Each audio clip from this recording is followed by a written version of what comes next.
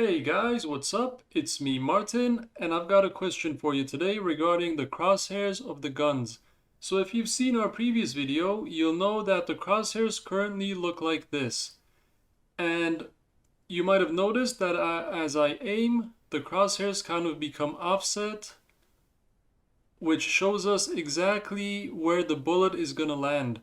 And that's a very handy thing to have because we're trying to project a 3D space onto a 2D monitor, and when the crosshairs are static, it's not always apparent where the bullet is going to land. So I'm going to aim the crosshairs at this little brick right here, and when I fire the gun, you'll notice that the bullet lands exactly on the brick.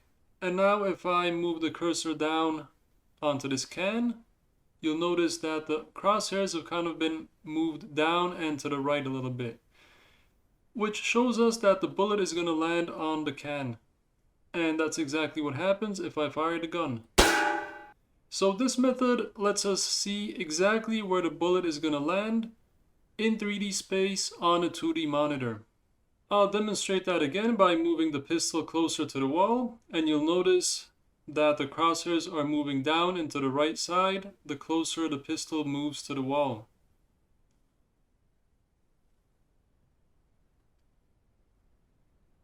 Now this method does have its drawbacks, which are that it becomes kind of hard to aim at objects in the distance. So as you can see, I've spawned a zombie on top of that wall, and as I try to aim at the zombie, you'll notice that the crosshairs kind of jump around very quickly, making it difficult to predict where the cursor is going to be.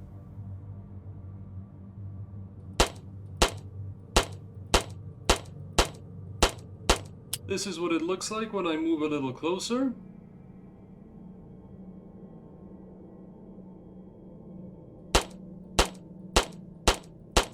So this is option A. Let's take a look at option B. And so this is option B. These are the crosshairs that we're used to from Origins mod, and as you can see, they're static, there's no offset to them, they kind of just point to wherever the muzzle is pointing without taking into account any objects that might be in. So let me demonstrate this. As you can see right now, the crosshairs are pointing at that brick, but since this is in 3D space, there's actually a tin can in between the muzzle and the crosshairs, which the crosshairs are not taking into account. And so when I fire the weapon, the bullet isn't going to hit the brick, but it's actually going to hit the tin can. See that? So this is one of the disadvantages of this method. Another disadvantage is that the crosshairs don't take into account the fact that the pistol is kind of offset to the right side a little bit. So as you can see here, the crosshairs are pointed at this line here, but if I fire the weapon, the bullet is actually going to land a little bit to the right of that line.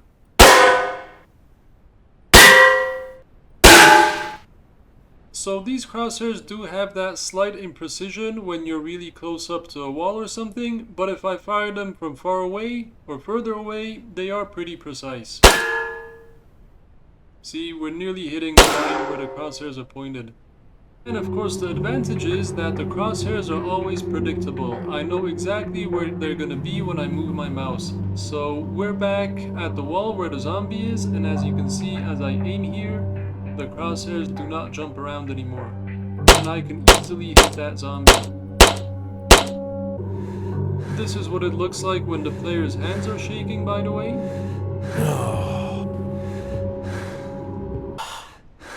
So anyway guys, let us know which option you like more, whether it's method A or method B. Me and Alex will be looking forward to seeing the results and to reading your replies. And having said that, I'll catch you guys next time.